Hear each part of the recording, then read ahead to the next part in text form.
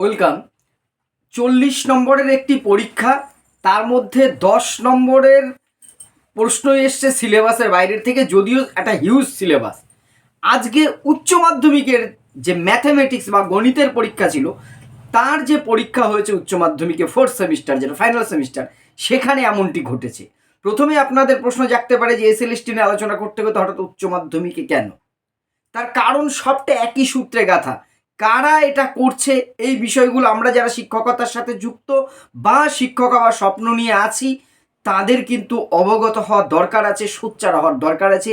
বিষয়টা আপনারা অনেকে জানেন, আর যদি না জানেন দয়া করে একটু শুনে আপনাদের মতামত দেবেন। আজকে 19 তারিখে উচ্চ মাধ্যমিকের ম্যাথমেটিক্স বা গণিতের পরীক্ষা ছিল 4th সেমিস্টারের।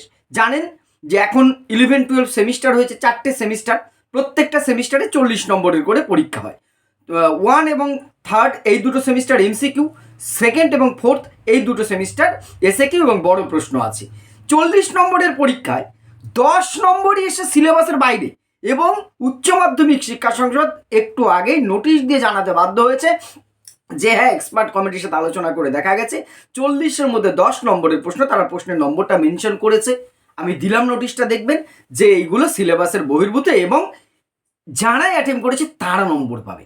ভাবুন, ভাবা প্র্যাকটিস করুন। 40-এর মধ্যে 10, 25% নম্বরই অবৈধ। 25% প্রশ্ন অন্যায়ভাবে দেওয়া হয়েছে। কারা দায়িত্বে আছেন, কারা? আমার প্রথম প্রশ্ন, দেখুন কতগুলো কথা হয়তো কারোর ভালো লাগবে না, কিন্তু ভালো লাগবে না বলে এড়িয়ে যাওয়াটাও বোধহয় আমাদের উচিত নয়। প্রথম কথা, ওই নোটিশটার সাথে সাথে তাদের অ্যাড্রেস, কোন স্কুলে শিক্ষকতা করে, যারা এক্সপার্ট এই প্রশ্ন করেছে তাদের ডিটেলসটা জানার অধিকার অভিভাবক, পরীক্ষার্থী বা শিক্ষা জগতের সাথে সম্পর্কিত তাদের জানার অধিকার আছে। আমার এটা একদম সামান্যতম একজন শিক্ষক বা ছাত্র হিসেবে এই দাবিটা থাকবে। কে বা কোন এক্সপার্ট কমিটি এইরকম প্রশ্ন করছে যে 40টা নম্বরের প্রশ্ন করতে যে তার সিলেবাস সম্বন্ধে কোনো ধারণাই নেই? যিনি সিলেবাস সম্বন্ধে ধারণা রাখেন না, সে বা তারা কেন প্রশ্ন তৈরি করবেন? আমাদের এই রাজ্যে অনেক ভালো ভালো শিক্ষকরা আছে, সব সাবজেক্টে বহু ভালো ভালো শিক্ষকরা, দিকপাল শিক্ষকরা আছে, যাদের দেখে আমরা বড় হয়েছি, যাদের বই আমরা পড়ি, যাদের একটা ক্লাস করার জন্য আমরা অধীর আগ্রহে থাকি, যাদের একটা কথা শোনার জন্য আমরা অধীর আগ্রহে থাকি। সেইখানে দাঁড়িয়ে এই ধরনের 1-2 নম্বর এদিক সেদিক হলে কিন্তু আজকে এই ভিডিওটা আমি করতাম না, বা আপনার আমার কারোর মনের মধ্যেই এই অস্থিরতাটা তৈরি হতো না। একটা উচ্চ মাধ্যমিকের মতন পরীক্ষায় 25% নম্বর যদি এক্সট্রা পায়, তাহলে সেই প্রশ্ন যদি যথাযথ হতো, সঠিক মূল্যায়ন তো এখানে হলো না। যে অ্যাটেম্প করেছে সেই নম্বর পেয়ে যাবে। তাহলে আমি তো ওইটা সিলেবাসে থাকলেও আমি নাও পারতে পারতাম, আমি নম্বর পাবার কথা না, কিন্তু আপনি সিলেবাসের মধ্যে প্রশ্ন হলে আপনি নম্বরটা পেতেন, সঠিক মূল্যায়ন হতো। সবাই নম্বর পেয়ে গেলে তাহলে কীরকম মূল্যায়ন হলো? অথবা কেউ সিলেবাসের বাইরের বলে, সেটা পারবে না বলে সেই প্রশ্নটা সে অ্যাটেন্ড করেনি, অন্যটা সে অ্যাটেম্প করে সে সেখানে নম্বর পেল না, কিন্তু আরেকজন শুধুমাত্র ওইটা অ্যাটেম্প করার জন্য নম্বর পেয়ে গেল। তাহলে মূল্যায়ন নিরপেক্ষ কি করে হলো? সিলেবাসটা দেখবেন তো উচ্চ মাধ্যমিকের, আমি ম্যাথের সায়েন্সের স্টুডেন্ট নই জানি, আমি আমার শিক্ষা বিজ্ঞানের সিলেবাসটা বলছি। 4টে সেমিস্টারের যা সিলেবাস করেছে, স্কুল সার্ভিস কমিশনের এডুকেশনের যা সিলেবাস, সেই সিলেবাসটাকে কপি পেস্ট করা দেখে মনে হবে। ভাবুন, 11-12 ছেলেদের এই বিষয়গুলো পড়ানোর কোনো যৌক্তিকতা নেই। আমি একদম দায়িত্ব সহকারে কথাটি বলছি, শিক্ষা বিজ্ঞানের সামান্য ছাত্র হিসেবে। 2001 সাল থেকে আজকে 2026 সালে 25-26 বছর ধরে এডুকেশন পড়বার চেষ্টা করছি, খুব সীমিত জ্ঞান নিয়েও। সেখানে যেটুকু দেখেছি, যে বা যারা সিলেবাসটা করেছেন, অন্তত পক্ষে 11-12 বা অনার্সে তারা এডুকেশন পড়ে থাকলে এই ধরনের সিলেবাস করতেন না। 11-12 এবং অনার্সে যদি এডুকেশনের পড়া কোনো ছাত্র বা ছাত্রী বা একদল ছাত্রছাত্রীকে সিলেবাস করতে দিলে এই ধরনের একটা সিলেবাস হতে পারে। এডুকেশনের যে সিলেবাস উচ্চ মাধ্যমিকে এবার হয়েছে সম্পূর্ণ অবৈজ্ঞানিক 11-12 জন্য। এই সিলেবাসটা মাস্টার্সের জন্য ঠিক আছে, অনার্সের 3 বছরের জন্য ঠিক আছে, কিন্তু 6 মাস নামে হলেও 3-4 মাসের একটা সেমিস্টার, যদি 4th সেমিস্টারের সিলেবাস দেখেন, যদি এডুকেশনের স্ট্যাটিস্টিক্সের জিনিস দেখেন, আমরা এসএলএসটির জন্য যা স্ট্যাটিস্টিক্স করেছি তার সবই প্রায় ওখানে ঢুকিয়ে দেওয়া হয়েছে। মিন মিডিয়ান মোড থেকে শুরু করে, ওজাইপ থেকে শুরু করে, গ্রাফিক্যাল থেকে শুরু করে, আপনার বিষমতার পরিমাপ এসডিকিউডি থেকে শুরু করে, ওইদিকে প্রোডাক্ট মুভমেন্ট, র্যাঙ্ক ডিফারেন্স, সব কিছু যেমন আছে, মেন্টাল হাইজিন থেকে শুরু করে সব কিছু সেখানে ঢুকিয়ে দেওয়া হয়েছে। হিউজ একটা সিলেবাস, 3 মাস তো দূরে থাক, 1 বছর বছরেও যে সিলেবাসটা শেষ করা সম্ভব নয়। সুস্থভাবে পড়াতে গেলে ক্লাসে যাব আর একদিন একটা অধ্যায় শেষ করে দিয়ে আসবো, সেই পড়ানোর বিষয়টা কিন্তু সম্পূর্ণ আলাদা। কিন্তু সেই ডিটেলসে পড়াতে গেলে অসম্ভব শুধু নয়, অসম্ভবের অসম্ভব বলে যদি কথা থাকে, সেটা হচ্ছে আমার এডুকেশন সিলেবাস। অন্যান্য বিষয়ের সিলেবাস সম্বন্ধে আমার ধারণা নেই, সহশিক্ষকদের কাছে শুনে দেখেছি, তাদেরও অভিমত কিন্তু এরকম। আপনারা যারা অন্য অন্য বিষয়ের আছেন, দয়া করে বলবেন তো 11-12 সিলেবাসটা কেমন।